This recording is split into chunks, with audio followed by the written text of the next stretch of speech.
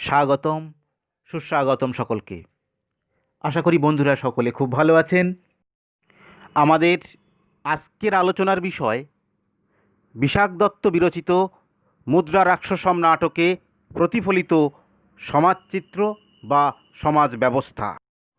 বিশাখ দত্ত বিরচিত মুদ্রা রাক্ষসম নাটকে প্রতিফলিত সমাজচিত্র বা সমাজ ব্যবস্থা আমরা পয়েন্ট ভিত্তিক আলোচনা করে যাব।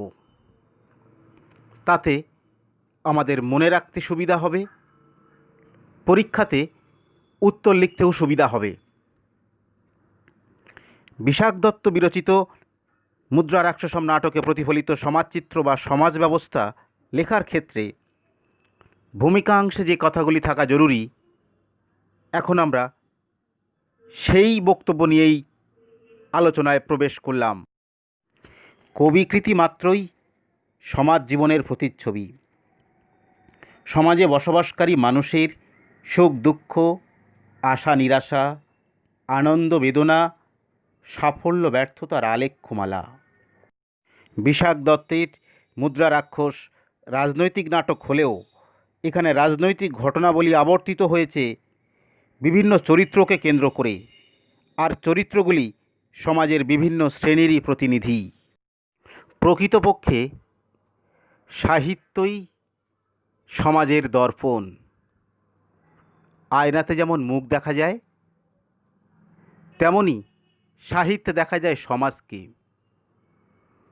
সাহিত্যের মূল প্রতীত থাকে সমাজ মৃত্তিকার গভীরে। কবি বাস্তব জগতের অধিবাসী বলে বাস্তব সমাজকে একেবারে উপেক্ষা করতে পারেন না। তাঁর জ্ঞাত বা অজ্ঞাতভাবে সমাজচিত্র কাব্যে উপস্থিত হয়। মুদ্রা রাক্ষস নাটকেও তেমনি বিশাখ দত্ত দৃষ্ট সমাজেরই প্রতিফলন ঘটেছে। ভূমিকাংশ সমাপ্ত করে মুদ্রা রাক্ষস নাটকের সমাজচিত্র বা সমাজ ব্যবস্থা লেখার ক্ষেত্রে আমরা এখন পয়েন্ট করছি জাতিভেদ প্রথা। ভারতীয় সমাজে জাতিভেদ প্রথা অত্যন্ত পুরাতন ব্যবস্থা। ঋগ্বেদের দশম মণ্ডলের পুরুষ সূক্তেই ব্রাহ্মণ, ক্ষত্রিয়, বৈশ্য, শূদ্র এই চার বর্ণের একত্র উল্লেখ পাওয়া যায়। পরবর্তীকালে এইসব জাতির পারস্পরিক মিশ্রণ বা অনুলোম প্রতিলোম বিবাহের ফলে আরও নানা বর্ণের উৎপত্তি হয়। স্মৃতিশাস্ত্র ও পুরাণে এইসব মিশ্র জাতির উল্লেখ পাওয়া যায়। উল্লেখ্য, ব্রাহ্মণ্য সমাজে এইসব মিশ্র জাতির তেমন কোনো সম্মান ছিল না। এই নাটকে কায়স্থ, চণ্ডাল ইত্যাদি মিশ্র জাতির উল্লেখ পাওয়া যায়। ক্ষত্রিয় পিতামাতার পুত্রই রাজা হওয়ার অধিকারী, কিন্তু আমাদের মুদ্রা রাক্ষসম নাটকে মুখ্য চরিত্র চন্দ্রগুপ্ত হলেন শূদ্রা মাতার গর্ভজাত। তাই মাতৃপরিচয়ের দিক থেকে তিনি শূদ্র বা বিশল। কঞ্চকি থেকে আরম্ভ করে চাণক্য, রাক্ষস প্রমুখ সকলেই চন্দ্রগুপ্তকে বিশল শব্দের দ্বারা অভিহিত করেছেন। হীনবংশজাত চন্দ্রগুপ্ত রাজা হওয়ার জন্য রাক্ষস তো ক্ষুব্ধই হয়েছেন। পৃথিব্যাং কিং দগ্ধা প্রসীত কুলজা ভূমিপতয় ইত্যাদি 7 নম্বর শ্লোক, দ্বিতীয় অঙ্ক, সেখানে আমরা স্পষ্টত দেখতে পাই। মুদ্রা রাক্ষসম নাটকের সমাজচিত্র বা সমাজ ব্যবস্থা আলোচনায় এখন আমরা দ্বিতীয় পয়েন্ট সম্মানীয় কায়স্থ সম্প্রদায় আলোচনায় প্রবেশ করলাম। সম্মানীয় কায়স্থ সম্প্রদায় আলোচনার পূর্বে আমার বন্ধুদের কাছে খুব ছোট্ট একটু রিকোয়েস্ট, যারা এখনও পর্যন্ত আমার চ্যানেলটিকে সাবস্ক্রাইব করেননি তারা এক্ষুনি চ্যানেলটিকে সাবস্ক্রাইব করুন এবং সঙ্গে সঙ্গে পাশে থাকা বেল আইকনটিকে প্রেস করে অল বাটনটিকে ক্লিক করুন। তাহলে কোনো ভিডিও আপলোড হলে সর্বাগ্রেই পাবেন আপনি। আপনারা সঙ্গে থাকলে বিভিন্ন বিষয় নিয়ে ভিডিও বানাতে ভালো লাগে। এখন যাচ্ছি আমাদের আলোচ্য পয়েন্ট, সম্মানীয় কায়স্থ সম্প্রদায়। কায়স্থরা তদানীন্তন সমাজে বিশেষ সম্মানের অধিকারী ছিলেন। শকট দাসের নামের আগে আর্য সম্বোধন আমাদেরকে স্পষ্টত মনে করিয়ে দেয় তদানীন্তন সমাজে কায়স্থরা কতখানি সম্মানীয় ছিলেন। রাজার ধর্মকায় অর্থাৎ রাজ পরিচালনার প্রশাসনিক কাজকর্ম সম্পাদন করা, চিঠিপত্র লেখা, শাসন সংক্রান্ত কাগজপত্র গুছিয়ে রাখা ইত্যাদি নানা কাজ কায়স্থ কর্মচারীদের প্রধান কাজ ছিল। শকট দাস এরূপ কায়স্থ ছিলেন এবং তার হস্তাক্ষর ছিল চমৎকার। তাকে দিয়ে রাক্ষস পত্রাদি লেখাতেন। চাণক্যের কায়স্থ হিসাবে আমরা অচলের নাম পাই। এই নাটকে আমরা দেখি চাণক্য তাকে ফাইলপত্র নিয়ে আসার আদেশ দিয়েছেন। এভাবে সম্পূর্ণ নাটকে স্পষ্টত প্রতিফলিত তদানীন্তন যুগে কায়স্থ সম্প্রদায় ছিল সম্মানের আসনে সমাসীন। আমরা যাচ্ছি এখন পরবর্তী পয়েন্ট, বর্ণভেদের প্রকটতা। বর্ণভেদের প্রকটতা পয়েন্টটিতে আলোচনা করছি বা লিখছি, প্রতিলোম বিবাহের ফলে সৃষ্ট চণ্ডালেরা সমাজে অস্পৃশ্য হিসাবে তদানীন্তন যুগে বিবেচিত হতো। নাটকের সপ্তমাঙ্কে রাক্ষস বলেছেন, চণ্ডালের স্পর্শে সে অপবিত্র হয়েছে, অতএব চাণক্য যেন এখন তাকে স্পর্শ না করেন। উচ্চবর্ণের লোকেদের পক্ষে চণ্ডালকে স্পর্শ করা বা চণ্ডাল স্পৃষ্ট ব্রাহ্মণকে স্পর্শ করা পাপ বলে বিবেচিত হতো। কিন্তু এখন মনে হতে পারে বা মনে প্রশ্ন জাগতে পারে, তদানীন্তন যুগে তো রাজাদের মিলেচ্ছ সৈন্য থাকত, তাহলে তারা কি অস্পৃশ্য ছিল? যদি অস্পৃশ্য থেকে থাকে তবে তাদের কেন সৈন্যবাহিনীতে নিয়োগ করা হতো? এর উত্তর, তদানীন্তন যুগে রাজাদের মিলেচ্ছ সৈন্য থাকত, এরা কিন্তু অস্পৃশ্য হিসাবে বিবেচিত হতো না। এখানে মিলেচ্ছ শব্দের দ্বারা শক, যবন, হুন প্রভৃতি বহির্ভারতীয় জাতিকে বোঝানো হয়েছে। রাক্ষসের সৈন্যদলের এইরূপ বিবরণ নাটকটির পঞ্চম অঙ্কেও আছে। বিশেষত পঞ্চম অঙ্কের 11 নম্বর শ্লোকের দিকে তাকালে এই বক্তব্যের সমর্থন পাওয়া যায়। মুদ্রা রাক্ষস নাটকে প্রতিফলিত সমাজ ব্যবস্থা বা সমাজচিত্র আলোচনায় আমাদের এখন পয়েন্ট, হিন্দু, বৌদ্ধ ও জৈন ধর্মের সহাবস্থান। হিন্দু, বৌদ্ধ ও জৈন ধর্মের সহাবস্থান পয়েন্টটিতে আমরা লিখছি বা আলোচনা করছি, তদানীন্তন যুগে হিন্দুরা বৌদ্ধদের বিদ্বেষ করত না। বৌদ্ধ ও জৈনরা বেদবিরোধী হলেও হিন্দু ধর্মের পাশাপাশি সমাজে দিন যাপন করতে পারত সমস্যামুক্তভাবেই। বৌদ্ধ ধর্ম সমাজে ব্যাপক বিস্তার লাভ করলেও এদের মধ্যেকার প্রাথমিক বিদ্বেষ প্রশমিত হয়েছে। বৌদ্ধদের দ্বারা শত শত হিন্দুদের নিধনের কথা যেমন ইতিহাসে পাওয়া যায়, তেমনি স্মৃতিশাস্ত্রেও বলা হয়েছে যে বৌদ্ধ চৈত্যাদি স্পর্শ করলে স্নান করতে হতো। প্রকৃতপক্ষে বুদ্ধকে অবতার হিসাবে গ্রহণ করার পর, বিশেষত বুদ্ধের মূর্তি পূজা আরম্ভ হওয়ার পর থেকে হিন্দু ও বৌদ্ধের বিদ্বেষ ক্রমশ কমতে থাকে। মনুর ধর্মশাস্ত্রেও মুন্ডি বা মুন্ডিত মস্তক বৌদ্ধ সন্ন্যাসীকে চর হিসাবে নিয়োগের কথা পাওয়া যায়। সমাজে বৌদ্ধ ধর্মের ব্যাপক প্রভাব না থাকলে বৌদ্ধ চরের প্রয়োজন থাকত না। উল্লেখ্য, তদানীন্তন সমাজে জৈনরা কিন্তু বৌদ্ধদের মতো হিন্দু সমাজে সেইভাবে প্রবেশ করতে পারেনি। মুদ্রা রাক্ষসের সমাজ ব্যবস্থায় দেখা যাচ্ছে জৈন খপনককে দর্শন অশুভ বলে বিবেচিত হচ্ছে।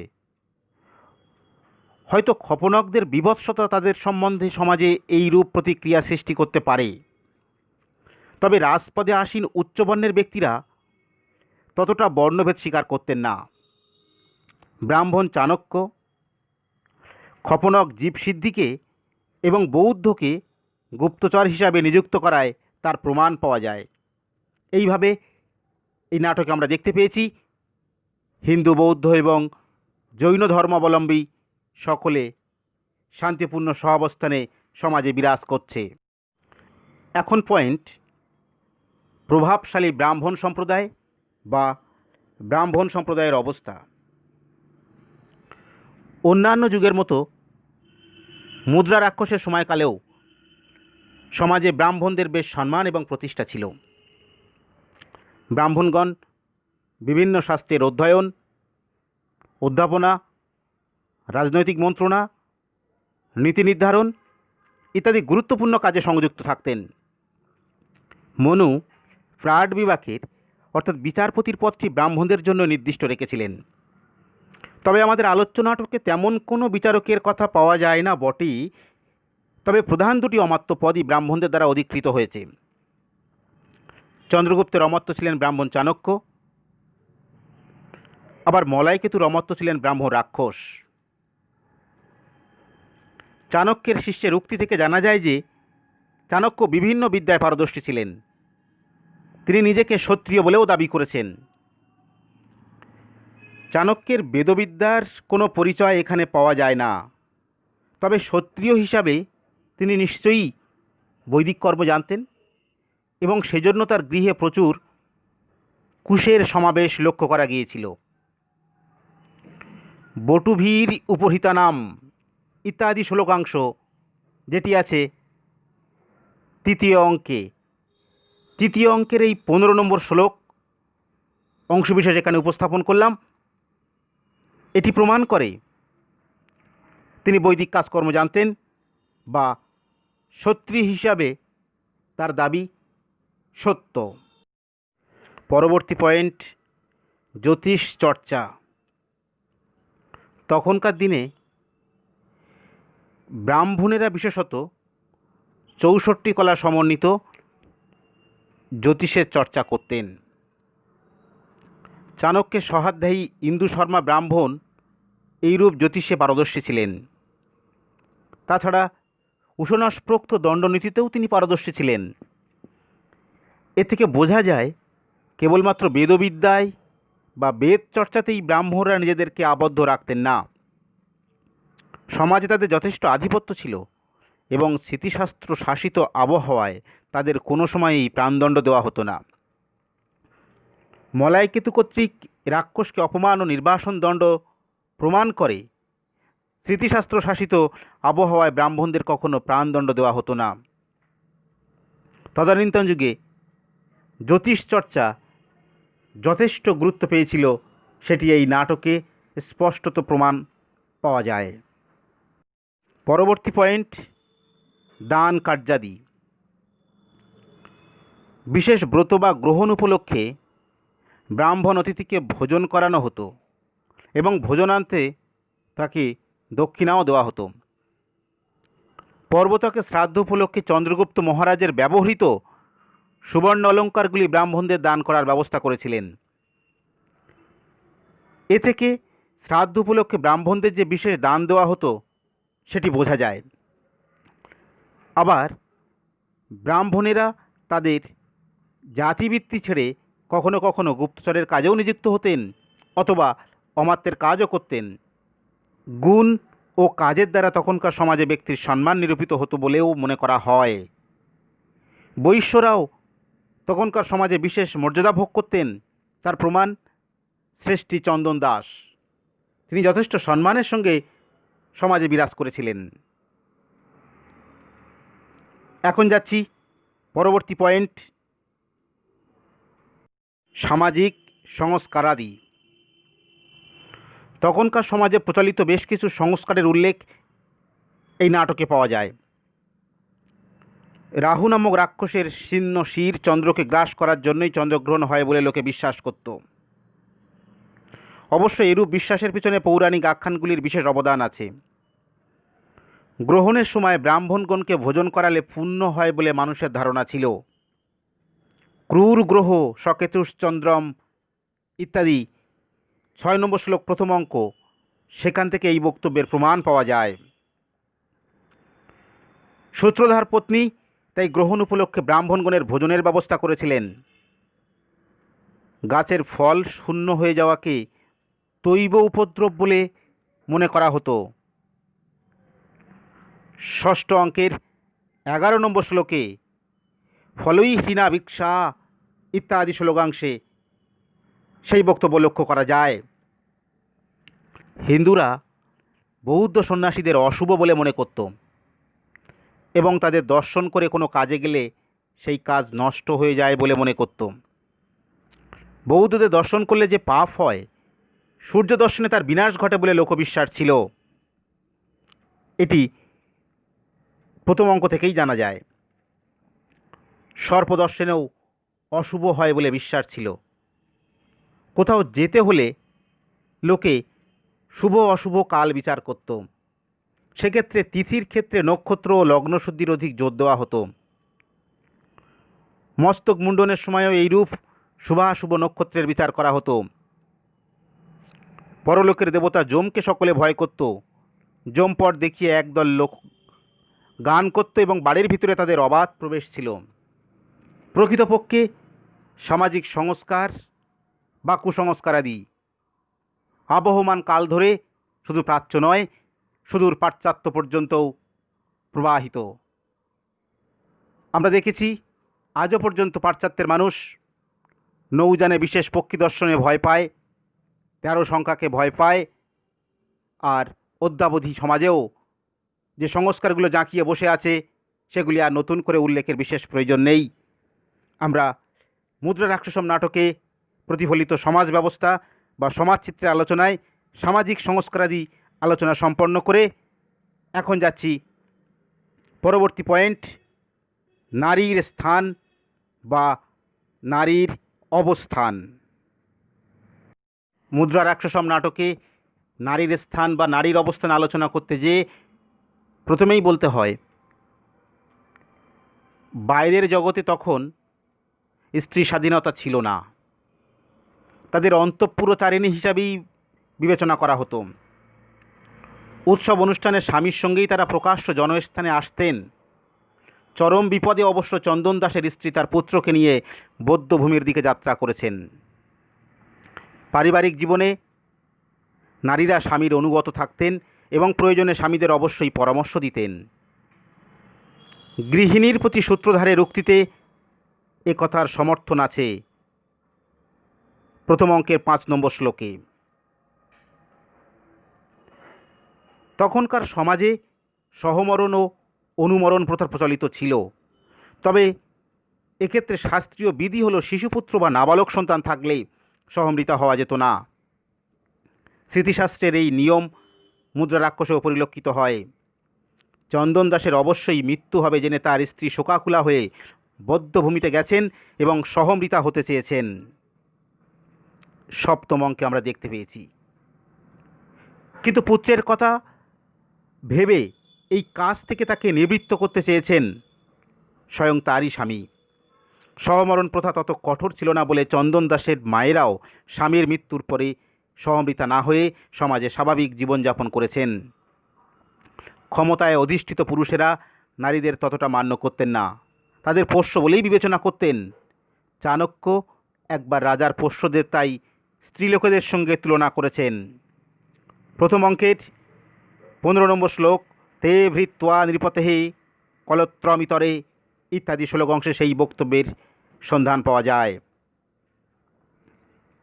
নারীদের মন যে পুরুষদের গুণবিচারে উদাসীন এ কথাও আমরা রাক্ষসের একটি উক্তিতে পেয়েছি। দ্বিতীয় অঙ্কের 7 নম্বর শ্লোকে বক্তব্যটি উল্লেখিত হয়েছে। গৌড় দেশে রমণীদের বিশেষ প্রকার বেশভূষার কথাও মুদ্রা রাক্ষস নাটকে পাওয়া যায়। যাচ্ছি পরবর্তী পয়েন্ট, দেবতা নির্ভরতা বা দেব আস্থা। তদানীন্তন সমাজে বেশিরভাগ মানুষই দেবতাকে মান্য করত। নান্দি শ্লোকে কবি শিবের ত্রিপুর বিজয়ের মাহাত্ম্য বলেছেন, আবার ভরত বাক্যে বিষ্ণুর বরাহ অবতারের প্রশস্তি করা হয়েছে। দেবগুরু বৃহস্পতিকে রাজনীতিবিদগণ শ্রেষ্ঠ বলে মনে করতেন। মৃত্যু দেবতা যমের উপর মানুষের ভয় মিশ্র ভক্তি ছিল। কাউকে শুলে চড়িয়ে হত্যার আগে গলায় মালা পরিয়ে বদ্ধভূমিতে নিয়ে যাওয়া হতো। দ্বিতীয় অঙ্কের 21 নম্বর শ্লোকে সেই বক্তব্য উল্লেখিত আছে। সমাজের একদল মানুষ প্রকাশ্যেই দৈববাদী ছিলেন। দৈব বা ভাগ্যের জন্যই সব কিছু ঘটে বলে তারা বিশ্বাস করতেন। আবার চাণক্যের মতো কিছু লোক দৈববাদী হলেও মুখে বলতেন যে মূর্খরাই কেবল দৈববাদী হয়। এই বক্তব্যের সমর্থন পাওয়া যায় এই নাটকের তৃতীয় অঙ্কে। দেবদর্শন ও রাজদর্শন পুণ্য কর্ম বলে বিবেচিত হতো। চতুর্থ অঙ্কে বিষয়টি উল্লেখিত আছে। পিতৃতর্পণ পুত্রের পক্ষে অবশ্য কর্তব্য বলে বিবেচিত হতো। এটিও চতুর্থ অঙ্কেই উপস্থাপন করা হয়েছে। যাচ্ছি এখন পরবর্তী পয়েন্ট, সামাজিক আচার আচরণ। মুদ্রা রাক্ষস নাটকের সমাজচিত্র বা সমাজ ব্যবস্থা লিখতে যেয়ে সামাজিক আচার আচরণের মধ্যে যে কথাগুলি থাকা জরুরি। সামাজিক আচারের বিভিন্ন দিকও এই নাটকে খুব সুন্দরভাবে ফুটে উঠেছে। গুরুজনের আদেশ নির্বিচারে মেনে চলাটা ছিল সদাচার বলে তদানীন্তন সমাজ মনে করত। সামাজিক আচারে দেখা যায় উৎসবের সময় ধনীরা স্ত্রী সঙ্গ করত, আবার কখনো কখনো বারঙ্গনাদের পিছনেও তারা ছুটে বেড়াতো। সামাজিক ব্যক্তিরা অনেক সময় পরস্ত্রীর প্রতিও আসক্ত হয়েছে। প্রেম বিঘ্নজনিত দুঃখ বা অন্য কারণে লোকে আত্মহত্যাও করতেন। কখনো কখনো দুরারোগ্য রোগ হলেও যন্ত্রণা থেকে মুক্তির জন্য লোকে আত্মহত্যা করত। কোনো ব্যক্তি রাজাদের তোষামত করলে সন্তুষ্ট হয়ে রাজারা স্বর্ণমুদ্রা দিয়ে তাদেরকে সম্মানিত করতেন। রাজা প্রভৃতি মাননীয় বা সম্মানীয় ব্যক্তিদের আগমনের সময় মন্ত্রী এবং সাধারণ জনতা উঠে দাঁড়িয়ে তাদেরকে সম্মান জানাত। প্রজাদের বশ করার জন্য রাজারা সাম, দান, ভেদ ও দণ্ডের শাশ্বত পন্থাই অনুসরণ করত। তাই কখনো অনুগ্রহ, আবার কখনো নিগ্রহ। রাজ্যে যথেষ্ট সংখ্যক গুপ্তচর থাকলেও এবং নিয়ম শৃঙ্খলা থাকলেও সৈন্যাধ্যক্ষগণ স্ত্রী, মদ ইত্যাদিতে আসক্ত হতেন। তাদের এরূপ আসক্তি কখনো কখনো এমন অবস্থাতে পৌঁছত যে রাজারা বাধ্য হতেন তাদের অপসারিত করতে। আমরা তৃতীয় অঙ্কে চাণক্যের একটি উক্তিতে সে তত্ত্ব সহজেই বুঝতে পারি। আর শিষ্যরা ভারতের শাশ্বত ধারা মেনেই গুরুকে অত্যন্ত ভক্তি করত এবং তারা গুরুনিন্দা সহ্য করত না। শিক্ষকরা ছাত্রদেরকে শাসন করতেন স্নেহের সঙ্গে। গুরুজনদের আদেশ নির্বিবাদে মেনে নেওয়াই ছিল সদাচার বলে সেই সমাজ মনে করত। সামাজিক আচার আচরণের মধ্যে এ কথা বলাটাও জরুরি। পরের দাসত্ব করাকে কর্মচারীগণ কষ্টের কাজ বলে মনে করত। কষ্টং খলু সেবা নামো। দারিদ্রেরা ধনীর কাছে শরীরও বিক্রয় করত। পঞ্চম অঙ্কে এই বক্তব্যের সমর্থন আছে। যে কাজের দ্বারা জীবিকা নির্বাহ করত তার কাছে সেই কর্মের কুশল সংবাদ জিজ্ঞাসা করাই ছিল ভদ্রতা। বাক্য ব্যবহারের ক্ষেত্রেও কতগুলো ভদ্রতা নিয়ম সমাজে সকলকে মেনে চলতে হতো। এইভাবে তদানীন্তন সামাজিক আচার আচরণ এই নাটকে খুব সহজভাবে ফুটে উঠেছে, স্পষ্টত সেটি লক্ষ্য করা যায়। এখন যাচ্ছি পরবর্তী পয়েন্ট, শাস্তি।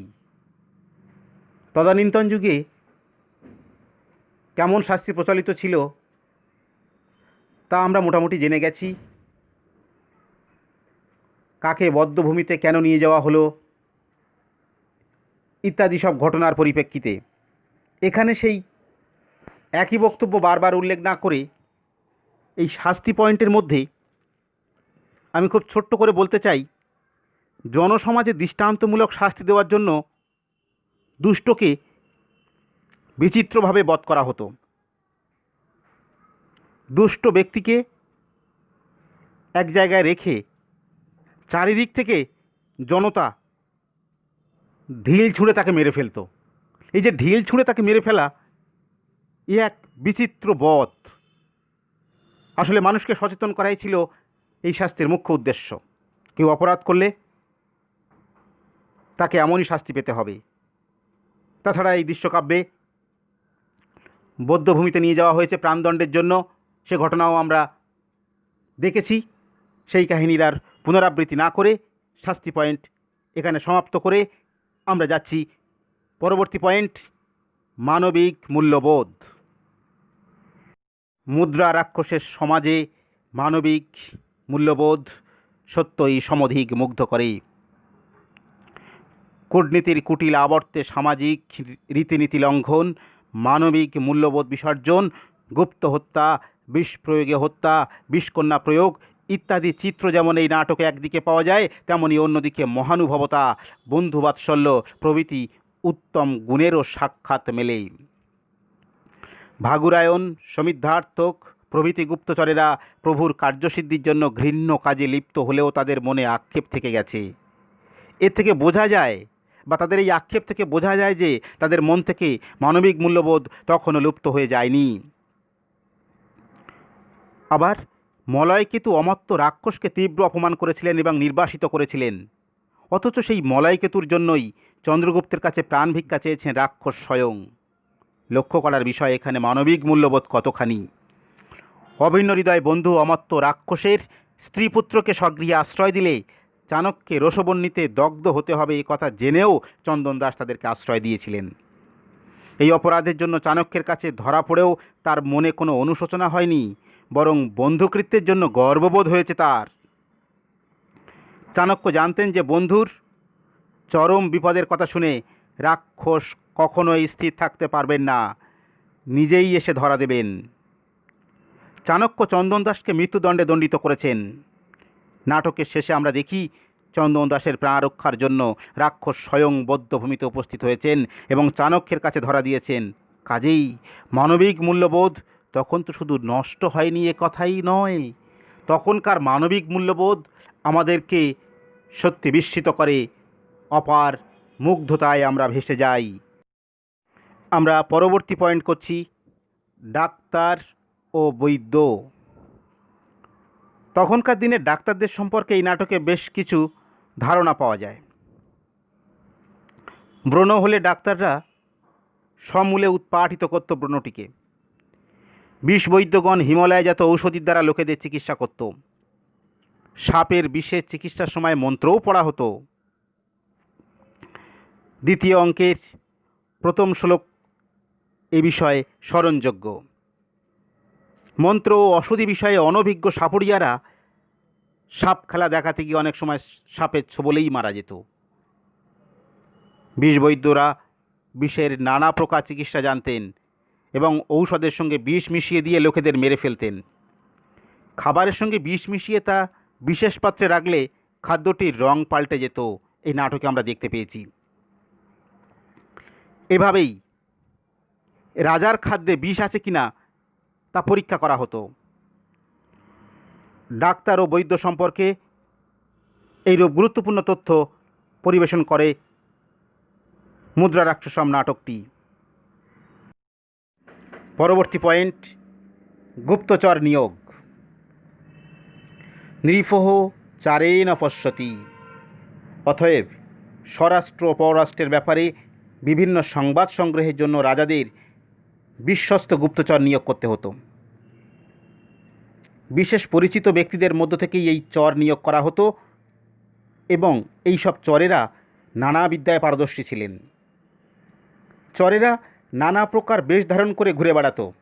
কেউ হতো সাপুড়ে, কেউ বা জমপট দেখিয়ে গান করত, আবার কেউ বা হতো বৌদ্ধ খপনক। চরেরা বিভিন্ন ভাষা তথা সাংকেতিক ভাষায় পারদর্শী হতো।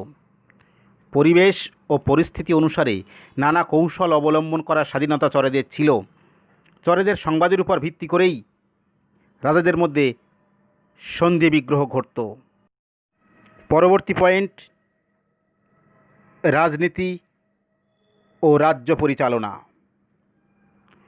মুদ্রা রাক্ষস মূলত রাজনীতিকে অবলম্বন করে রচিত হওয়ায় যদিও রাজনীতি সম্পর্কে আবার বিশেষভাবে কিছু বলার নেই, তবুও যে কথাগুলো না বললে নয় সেটিই রাজনীতি ও রাজ্য পরিচালনা অংশের মধ্যে অবতারণা করার চেষ্টা করছি। রাজা রাষ্ট্রের মধ্যে সর্বময় কর্তা ছিলেন এবং প্রজাদের উপরে তার সর্বপ্রকার নিয়ন্ত্রণ থাকত। কোনো কোনো রাজা নিজেদের বুদ্ধি বিবেচনা অনুসারে রাজ্য পরিচালনা করতেন। আবার চন্দ্রগুপ্ত, মলয়কেতু প্রমুখ রাজাদের সাফল্য ছিল অমাত্যায়ত্ত। মন্ত্রীর উপরে রাজ্য পরিচালনার ভার ন্যস্ত করে তারা আমোদ প্রমোদে দিন কাটাতেন। মন্ত্রীদের সঙ্গে সবসময় তারা অবশ্য সলা পরামর্শ করতেন। মন্ত্রীদের উপরে নির্ভরশীল হওয়ার জন্য মাঝে মধ্যে রাজাদের সমালোচনাও শুনতে হতো। মন্ত্রীদের সঙ্গে মতভেদ সৃষ্টি হলে রাজারা কখনো কখনো তাদেরকে বরখাস্তও করতেন, যেমন মলয়কেতু রাক্ষসকে করেছেন। রাজ্যকে যথাযথভাবে চালনার জন্য রাজা ও মন্ত্রীর মধ্যে পারস্পরিক সুসম্পর্ক থাকা খুবই জরুরি, এবং যে রাজ্যে তা আছে সেই রাজ্যই মঙ্গলময় রাজ্য হিসাবে বিবেচিত হতো। যুদ্ধের সময় ধনুর্বাণ এবং তরবারিই ছিল প্রধান অস্ত্র। বিজয়ী রাজা পরাজিত রাজাকে বন্দী করতেন, তাদের কাছ থেকে আনুগত্যের প্রতিশ্রুতি নিয়ে আবার রাজ্যটিকে কখনো কখনো ফিরিয়েও দেওয়া হতো। রাজাকে কোনো কারণে রুষ্ট করলে ওই ব্যক্তির সর্বনাশ হতো, তার সম্পত্তি রাজা বাজেয়াপ্ত করে দিতেন। আবার রাজকীয় পত্র লেখার জন্য রাষ্ট্রে বিশেষ পারদর্শী ব্যক্তিরা থাকতেন, তাদের হস্তাক্ষর হতো স্পষ্ট এবং সুন্দর। শকট দাস এই শ্রেণীর চরিত্র। পত্র লেখার পর বিশেষ চিহ্ন বা মুদ্রা দ্বারা তাকে যথাযথ বলে প্রামাণ্য দেওয়া হতো। অনেক সময় সেই মুদ্রা বা শিলমোহর সেই সমাজে নকল বা জালও করা হতো।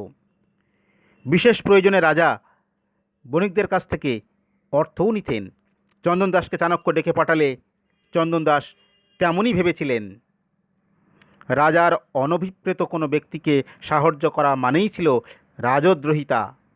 এইভাবে রাজনৈতিক বিষয় বা রাজনীতি এবং রাজ্য পরিচালনা এই নাটকে স্বতঃস্ফূর্তভাবে আমাদের সামনে প্রকাশিত হয়ে পড়ে। উপসংহারে এসে বলতেই হয়, এইভাবে সমাজের নানা দিকের একটা স্পষ্ট ছবি নাট্যকার দর্শকদের সামনে উপস্থাপিত করেছেন। ভালো মন্দ মিলিয়েই সমাজ, মুদ্রা রাক্ষসের সমাজ ব্যবস্থাতে তারই প্রতিফলন। এই নাটকে কূটনীতির সূক্ষ্মাতিসূক্ষ্ম প্রয়োগ নাট্যকারের নৈপুণ্যে ঘটনা প্রবাহের জটিলতা সৃষ্টি করেনি। এই নাটকের গঠন বৈশিষ্ট্য নাট্যকারের নাট্য ভাবনারই পরিচায়ক। নাটকীয় ঘটনার ঐক্য এবং সংহতি নাটকটিকে সফল নাটকের মহিমায় মণ্ডিত করেছে। ভিডিও ভালো লাগলে অবশ্যই চ্যানেলটিকে সাবস্ক্রাইব করুন এবং সঙ্গে সঙ্গে ভেসে ওঠা বেল আইকনটিকে প্রেস করুন, যাতে আমরা কোনো ভিডিও আপলোড করলে সর্বাগ্রে আপনিই পেতে পারেন। অবশ্যই লাইক করবেন, কমেন্ট করতে ভুলবেন না, শেয়ার করবেন। দেখা হচ্ছে পরের ভিডিওতে। ততক্ষণ পর্যন্ত খুব ভালো থাকুন, সুস্থ থাকুন।